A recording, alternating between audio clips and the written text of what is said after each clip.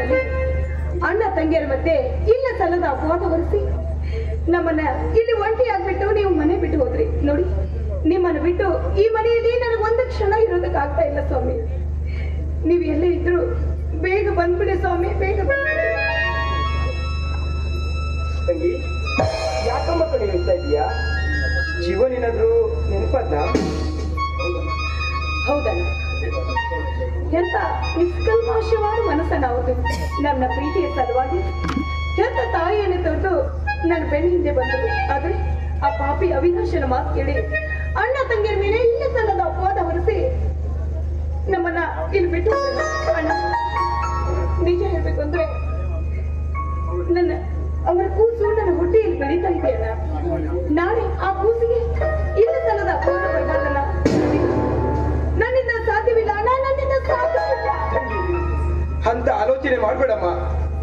ಸಮಾಜದ ದೃಷ್ಟಿಯಲ್ಲಿ ನಾವು ಕೆಟ್ಟವರಾದ್ರೂ ನಮ್ಮ ದೃಷ್ಟಿಯಲ್ಲಿ ನಾವು ಒಂದೇ ತಾಯಿಯ ಮಕ್ಕಳಾಗಿದ್ದೇವೆ ಕಣಮ್ಮ. ನಮ್ಮಲ್ಲಿ ಅಂತ ದುರಾಲೋಚನೆ ಏನಿಲ್ಲಮ್ಮ. ನಾವಂತ ಕೆಟ್ಟ ಕೆಲಸನೂ ಮಾಡಿಲ್ಲ. ನಾವಿಬ್ರು ಸಹೋದರ ಸಹೋದರಿಯರಂತೆ ಒಂದು ನಾಣ್ಯದ ಎರಡು ಮುಖಗಳಾಗಿ ಇದ್ದೇವೆ. ಜೀವನ ಬಗ್ಗೆ ನೀನೇನು ಯೋಚನೆ ಮಾಡಬೇಡಮ್ಮ. ಒಂದಲ್ಲ ಒಂದಿನ ಸತ್ಯ ಗೊತ್ತಾದಾಗ ದೇವರಣೆ ಮಾಡಿ ಹೇಳ್ತೀನಿ, ಅವ್ನು ನಿನಗೆ ಬಂದೇ ಬರ್ತಾನಮ್ಮ. ಊಟ ಮಾಡಿದ್ದೇನಮ್ಮ? ನೋಡಮ್ಮ, ನಿನಗೆ ಎಷ್ಟು ಸಾರಿ ಹೇಳಿದ್ದೀನಿ ಸರಿಯಾದ ಸಮಯಕ್ಕೆ ಊಟ ಮಾಡು ಅಂತ.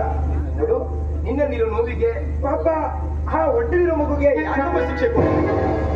ಆ ಮಗು ಏನ್ ತಪ್ಪಾಡ್ತು ಹೇಳು. ಕ್ಷಮಿಸಲ್ಲ, ನೀ ಬಂದ ತಕ್ಷಣ ನಿನ್ ಜೊತೆಗೆ ಊಟ ಮಾಡ್ಬೇಕು ಅಂತ ನಾನು ಇದುವರೆಗೂ ಊಟ ಮಾಡಿಲ್ಲ. ನಿನ್ ಜೊತೆಗೆ ನಾನು ಊಟ ಮಾಡಿ. ಬೇಡಮ್ಮ, ನಾನಿವತ್ತು ಕಂಪನಿ ಕ್ಯಾಂಟೀನ್ ನಲ್ಲಿಯೇ ಕೊನೆದಾಗಿ ಊಟ ಮುಗಿಸ್ಕೊಂಡು ಬಂದೆ. ಹಾಗಾದ್ರೆ ಮತ್ತೆ ಡ್ಯೂಟಿಗೆ ಹೋಗ್ಬೇಕಲ್ಲ? ಫ್ಯಾಕ್ಟ್ರಿ ಲಾಕ್ಔಟ್ ಆದ ವಿಷಯ ಇವಳಿಗೆ ಗೊತ್ತಾದ್ರೆ ತುಂಬಾ ನೊಂದ್ಕೊಳ್ತಾಳೆ. ಬೇಡ, ಈ ವಿಷಯ ಇವಳಿಗೆ ಗೊತ್ತಾಗಲೇಬಾರ್ದು. ಏನನ್ನ ವಿಚಾರ ಮಾಡ್ತಾ ಇದ್ದೀರಾ? ಏನಿಲ್ಲಮ್ಮ, ಹೀಗೆ. ಇಲ್ಲ ಅಣ್ಣ, ಏನೋ ವಿಚಾರ ಮಾಡ್ತಾ ಇದೀಯಾ? ನೋಡಿ, ಅದೇನು ಅಂತ ನನ್ ಮುಂದೆ ಹೇಳು.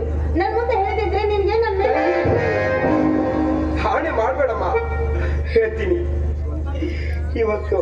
ಇವತ್ತಿಂದ ನಾನು ಫ್ಯಾಕ್ಟ್ರಿಗೆ ಹೋಗುವಂತಿಲ್ಲಮ್ಮ. ನಮ್ಗೆ ಅನ್ನ ನೀಡ್ತಿದ್ದ ಕಂಪನಿ ಲಾಕ್ಔಟ್ ಆಯ್ತಮ್ಮ. ಹಾಗಾದ್ರೆ ಮುಂದೆ ನಾವು ಜೀವನ ಸಾಗಿಸೋದಾದ್ರೂ ಹೇಗೆ ಅಣ್ಣ? ತಂಗಿ, ಕಂಪನಿ ಲಾಕ್ಔಟ್ ಆಯ್ತಂತ ನೀನೇನು ಬೇಸರ ಮಾಡ್ಕೊಳ್ಬೇಡ. ದೇವ್ರಿದಾನಮ್ಮ, ದೇವ್ರಿದಾನೆ. ನೋಡು, ನನಗೆ ಕೆಲಸ ಇಲ್ಲ ಅಂತ ನೀನ್ ಯಾವತ್ತೂ ಕಂಡಿರಿಸಬಾರ್ದು.